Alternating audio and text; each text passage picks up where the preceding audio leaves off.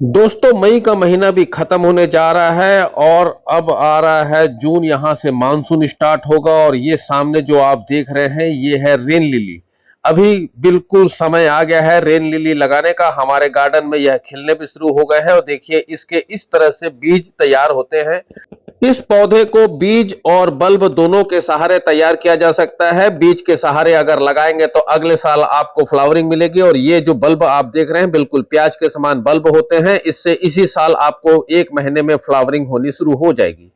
तो आप अगर अपने गार्डन को खूबसूरत बनाना चाहते हैं, छोटे छोटे फूल ये जो रेन लिली के हैं लगाना चाहते हैं, तो अभी बिल्कुल समय आ गया है। लगा लीजिए, महीने भर में आपका गार्डन फूलों से भर जाएगा। धन्यवाद।